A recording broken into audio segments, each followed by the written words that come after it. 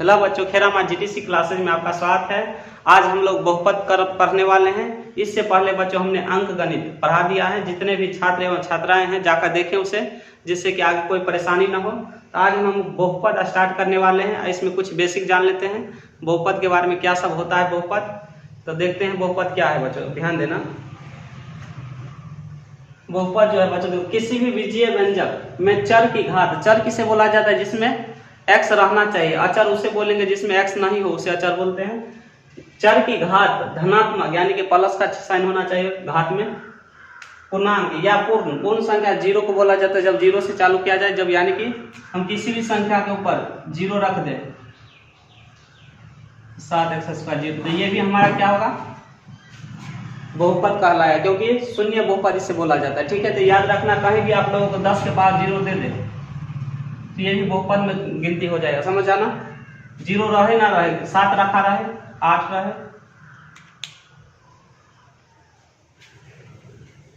ध्यान देना। यहाँ पर ऐसे बीजीय व्यंजक को हम लोग बहुपद करते हैं। जैसे ध्यान देना यहाँ पर एग्जाम्पल, जैसे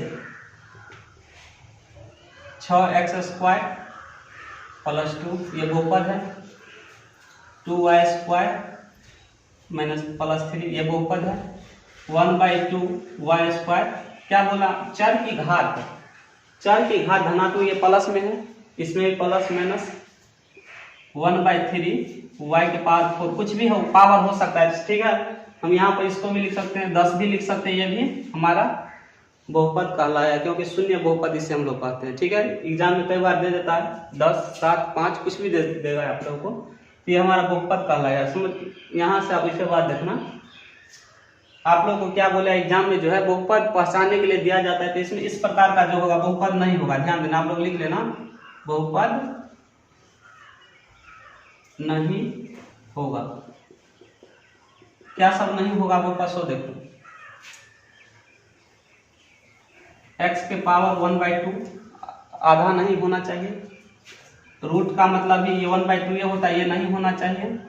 1/x + 2 पावर जो है बच्चों, x के पावर जो है ऋणात्मक पूर्णांक कभी भी नहीं रहना चाहिए। ठीक है, जैसे हमने लिख दिया 6x - 1 + 5 ये लिख दिया, तो ये बहुपद नहीं होगा। ठीक है, इसको हम 1y लिख दे, बहुपद नहीं होगा। तो इस प्रकार का जो है रूट में फंसे बहुपद नहीं रहता है। अब पावर में जो है किसी संख्या का आधा हो, यानी 1/3, ये बहुपद नहीं होगा। ठीक है, तो पूर्ण संख्या होना चाहिए और ये भिन्न संख्या। ठीक है, तो आप लोग इसे नोट कर लो अच्छा से। इसके आगे हम बहुपद का घात देखते हैं। बहुपद का घात, बहुपद का घात क्या होता है। आइए, बहुपद से बच्चों यहाँ से जो है ऑब्जेक्टिव एगो फिक्स रहता है कि प्रत्येक बार पूछेगा, आप लोगों से पूछ लेगा इनमें कौन सा बहुपद है। ठीक है, तो आप लोग इसमें से पहचानना होगा, तो पहचान लीजिएगा। बहुपद का घात क्या होता है, ध्यान देना, जिन व्यंजन का व्यंजक होगा यहाँ पर, जिन व्यंजक का घात अधिकतम हो, अधिकतम हो, उसे बहुपद का घात कहते हैं, उसे बहुपद का घात कहते हैं। जैसे हो गया 6x4 + 6x² + 3 इस प्रकार है। तो इसमें घात क्या हो गया बच्चों, ध्यान देना, घात इसका हो गया 4, क्योंकि सबसे अधिक घात क्या है, 4। तो जो सबसे पावर वाला आधा ज्यादा होगा वही हमारा घात कहलाएगा। ठीक है, इसमें 4 था, यहाँ पर 6 रहता तो 6 हो जाता। इस प्रकार से जो ज्यादा रहेगा वही हमारा बहुपद का घात कहलाएगा। तो आप लोग इसे नोट कर लो, इससे आगे हम देखते हैं।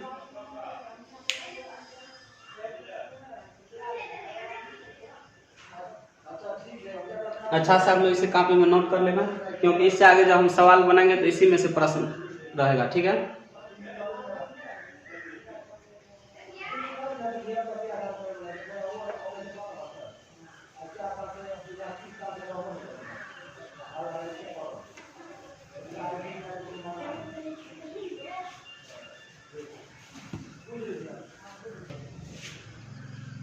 अगला है रैखिक बहुपद। रैखिक बहुपद, रैखिक बहुपद क्या होता है बच्चों, ध्यान देना।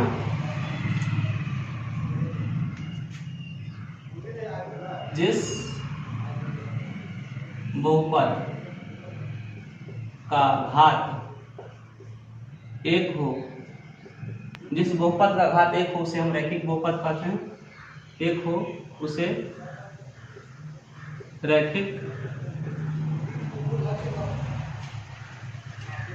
बहुपद कहते हैं। जैसे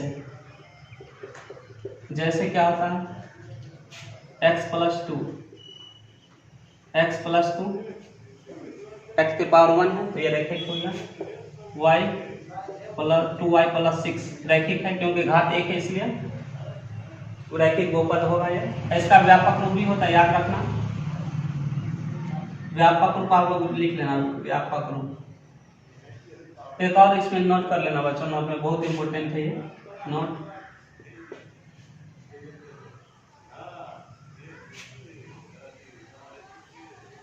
रैखिक बहुपद में शून्य की संख्या जो है एक होती है, याद रखना, पूछता है एग्जाम में, पूछा हुआ प्रश्न ये सब। रैखिक बहुपद में शून्य की संख्या कितना होता है, एक, याद रखना। अब इसका व्यापक रूप जानते हैं। व्यापक रूप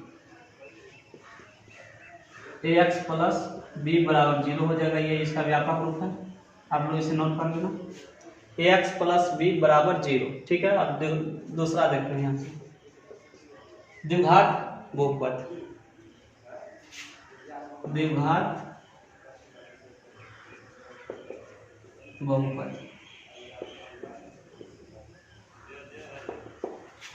जिस बहुपद का घात 2 हो उसे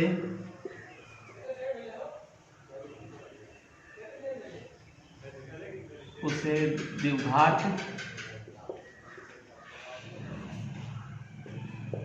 बहुपद कहते हैं।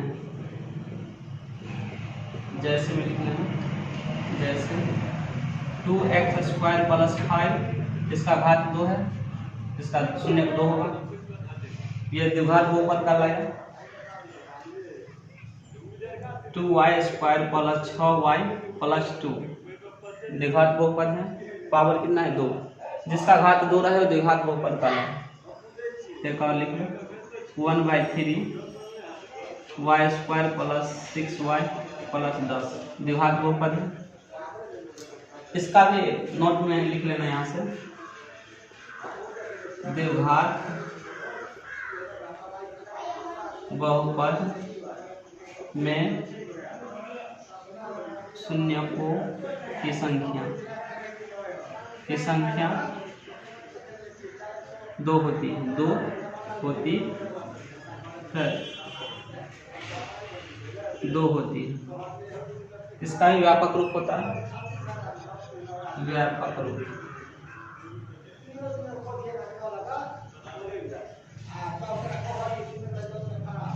ax² + bx + c = 0 द्विघात बहुपद का व्यापक रूप है ये। अब पूछता है एग्जाम में, अच्छा से आप लोग इसे कॉपी में नोट कर लो। इसके बाद हम त्रिघात बहुपद जानते हैं, क्या होता है त्रिघात बहुपद का, जल्दी से आप लोग अच्छा से नोट करो इसे। अब बच्चों वीडियो पसंद आए तो लाइक और सब्सक्राइब करना और ज़्यादा से ज़्यादा इसे शेयर करना।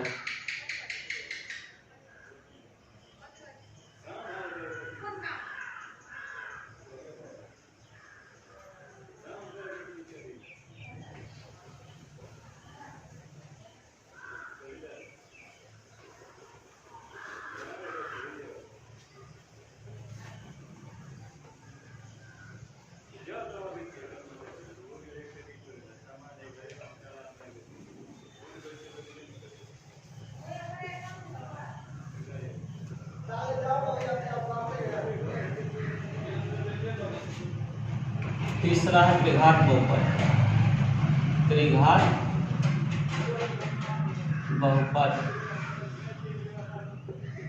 जिस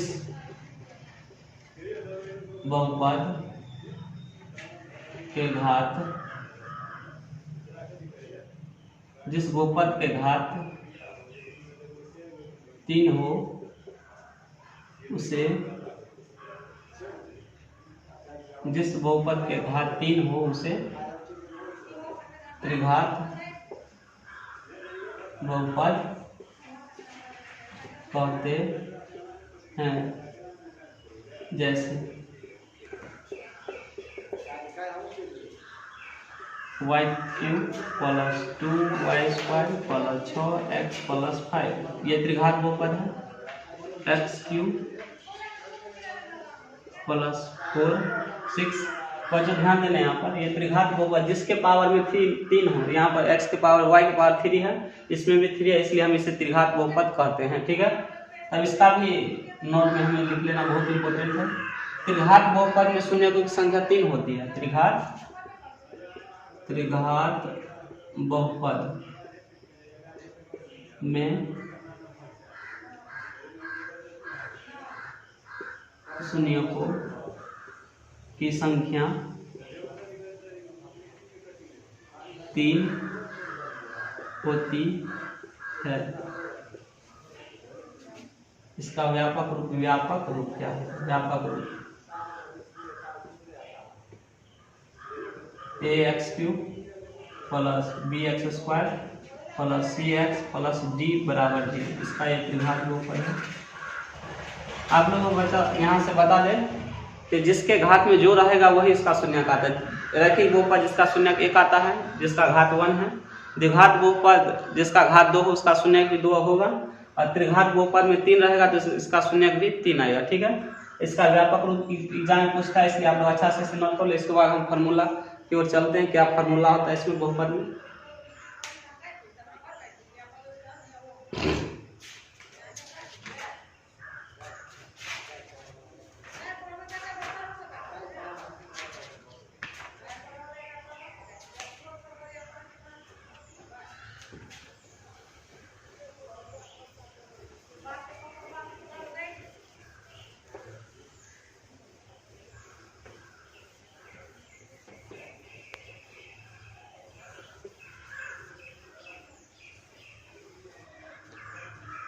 सबसे पहले द्विघात बहुपद में फॉर्मूला देते हैं। द्विघात बहुपद, ठीक है। इसका व्यापक रूप क्या अभी हमने लिखा है बच्चों? ax² plus bx plus c बराबर 0। इसका व्यापक रूप ये होता है। यहाँ से फॉर्मूला बनता है, एक होता है शून्यकों का योग। देखते हैं शून्यकों का योग। शून्यकों का योग, इसको हम अल्फा प्लस बीटा ही बोल सकते हैं। ठीक है, अल्फा प्लस बीटा। ठीक है, इसका शून्य जो होगा 2 होता है, द्विघात बहुपद है। इसका फार्मूला होता है -b/a। क्या होता है इसका फार्मूला? -b/a। ये रहा x के आगे वाला b और x² का गुणा। इसको हिंदी में भी हम लिख सकते हैं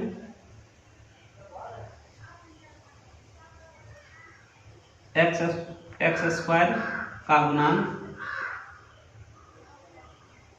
ये नहीं, x² में b है, x का गुणांक, यानी कि ये b हो जाए, ऊपर में जो होगा x का गुणांक होगा, नीचे होगा x² का गुणांक। इसको जब हम सवाल बनाएंगे तो इसका उपयोग होगा। आप लोग इसे अच्छा से नोट कर लें। शून्यकों का योग मूलों का, यानी कि alpha plus beta -b/a। Hindi में इसको लिखे तो x का गुणांक होता है। ये रहा x का गुणांक और x² का गुणांक a। अगला होगा शून्यकों का गुणनफल।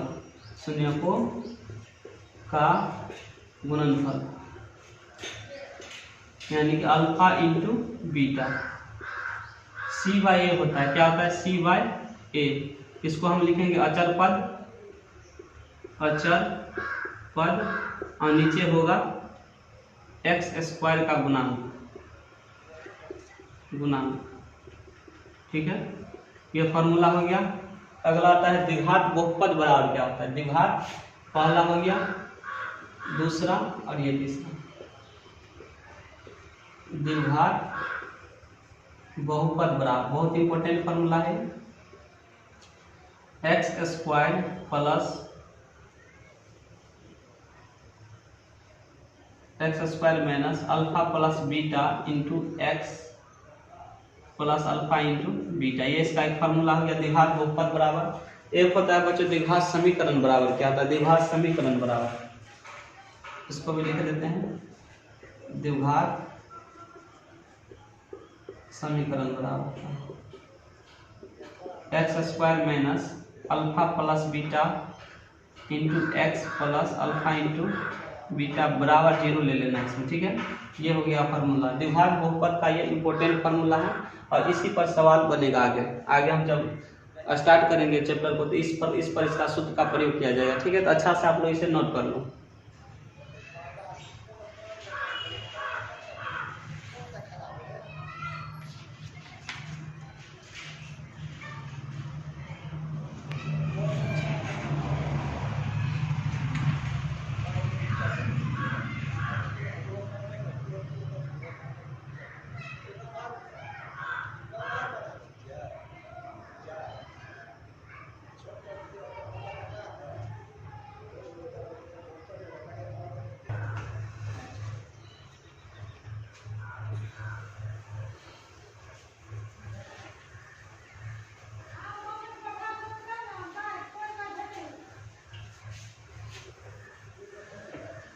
अगला है त्रिघात बहुपद, त्रिघातीय बहुपद, त्रिघात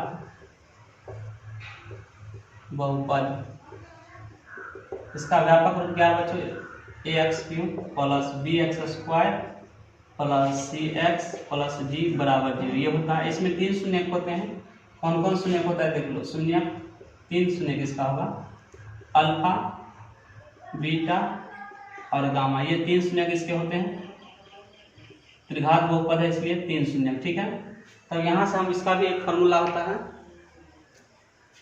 मूलों का योग, इसमें भी होता है, तो alpha plus beta plus gamma बराबर माइनस बी बाई ए, ठीक है। माइनस बी बाई ए क्या हो गया, एक्स स्क्वायर का गुणांक और एक्स क्यूब का गुणांक, ठीक है। आप लोग इसे याद रखना, ये फॉर्मूला एक होता है alpha beta plus beta alpha, alpha beta beta gamma plus alpha gamma, ये फार्मूला होता है। सी बाई ए इसका एक फार्मूला होगा, सी बाई ए, ठीक है। सी बाई ए हो गया, अगला होगा गुणनफल alpha into alpha beta gamma बराबर minus D by A, D क्या है बच्चों यहाँ पर, ये हो गया डी और ये होगा एक्स क्यू का गुणांक, ठीक है। आप लोग इसे याद रखना, माइनस डी बाई ए, बहुत ही इंपॉर्टेंट फार्मूला है। और एक होता है त्रिघात बहुपद बराबर, बहुत इंपॉर्टेंट, त्रिघात बहुपद बराबर, बहुत ही मस्त ही अच्छा फार्मूला, इसे आप लोग याद रखना। फार्मूला होता है x cube minus alpha plus beta plus gamma into x square plus alpha beta plus beta gamma plus alpha gamma into x minus alpha beta gamma, ये त्रिघात बहुपद का एक फार्मूला, आप लोग इसे नोट कर लो। अब इसके बाद हम चैप्टर करने जाएंगे जो अगला पार्ट है, अच्छा से आप लोग इसे नोट कर लो। अब हम लोग मैथ का चैप्टर पढ़ेंगे।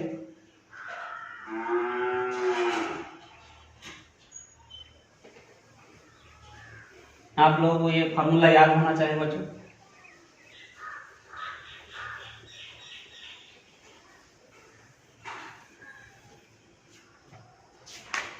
तो प्रश्नावली करेंगे हम लोग यहाँ से, प्रश्नावली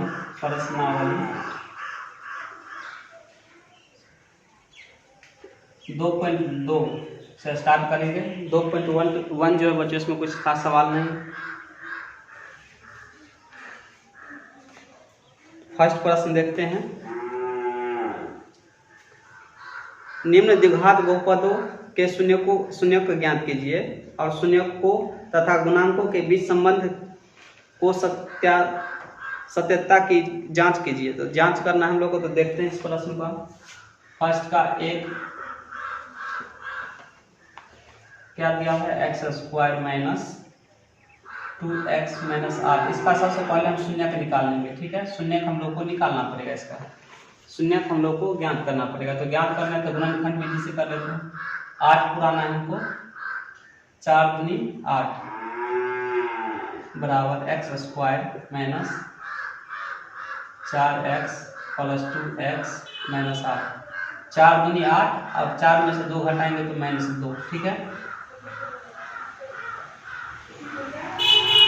यहाँ से कॉमन दोनों में ले लेते हैं, इस दोनों में x, यहाँ x बचा 4, इन दोनों में हम 2 ले लेते हैं कॉमन 2, तो यहाँ x 4 दूनी 8 या x प्लस 2, दोनों सेम रहना चाहिए, गुणनखंड सही रहेगा तो आप लोग का दोनों सेम रहना चाहिए, ठीक है। x माइनस 4 आ गया, इन दोनों को इक्वल में 0 कर लेते हैं। यहाँ से x का मान 2 ठो इसलिए आया क्योंकि द्विघात समीकरण है, कर लेते हैं। या x प्लस 2 बराबर 0, यानी कि x बराबर आ गया हमको माइनस 2, इसमें भी कर लेना है। x माइनस 4 बराबर 0, यानी कि x बराबर आ गया 4। हमारा शून्य क्या हुआ, शून्य का आ गया -2,4, यानी कि अल्फा और बीटा आ चुका है। अब हमको क्या जांच करना है इसमें, शून्य को तथा गुणांकों के बीच संबंध की सत्यता कीजिए। संबंध को सत्यता करना है। सबसे पहले शून्यकों का योगफल लिखते हैं। शून्यकों का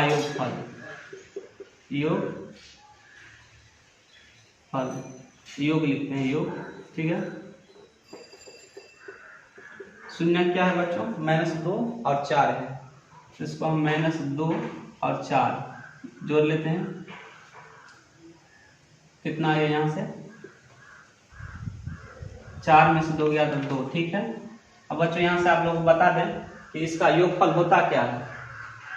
इसका योगफल होता क्या है बच्चों, यहाँ से योगफल हो जाएगा इसका -b/a होता है इसका फॉर्मूला, ठीक है।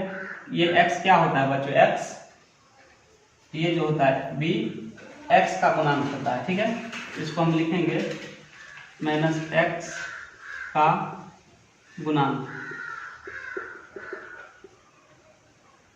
बट्टे एक्स स्क्वायर का गुणांक, एक्स स्क्वायर का गुणांक, ये बराबर में 2 आया है, इसको जांच करना है। x का गुणांक क्या है, 2, ठीक है, और इसमें भी माइनस लगा हुआ है, और x का गुणांक है 1, 2, यहाँ से आ गया 2 बराबर 2, ये जांच हो चुका है, ठीक है। इस प्रकार हमको दिखाना है, सत्यता की जांच करना है, ठीक है। आप लोग इसे अच्छा से नोट कर लो। एक और है, इसका एक और फॉर्मूला, तो इस पर भी जांच करना पड़ेगा। तो शून्यकों का होता है योगफल, शून्यकों का गुणनफल, शून्यकों का गुणनफल, गुणनफल होता है, इन दोनों का गुणनफल कर लेते हैं, -2 गुने 4, और इसका फार्मूला होता है c/a। इसको गुना करेंगे तो 4 दूनी 8, और 8c कितना है इसमें, अचर पद होगा यहाँ पर,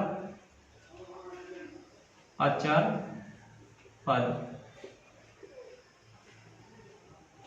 और नीचे हो एक्स स्क्वायर का गुणांक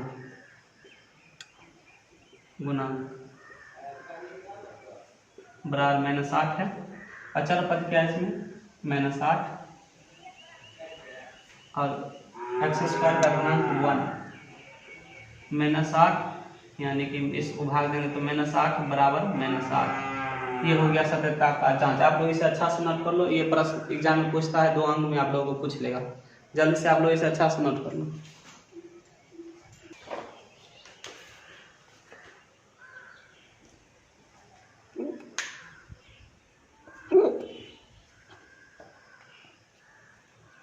आप लोग इसे बच्चों अच्छा से नोट कर लेना, इसे प्रैक्टिस करना, ठीक है। आज के लिए यहीं तक क्लास रहेगा, मिलेंगे अगले वीडियो हम लोग। बच्चों आप लोग को वीडियो पसंद आए तो लाइक और सब्सक्राइब करना, और ज़्यादा से ज़्यादा इसे अपने दोस्तों में शेयर करना। आज के लिए इतना ही, टेक केयर, मिलते हैं अगले वीडियो में।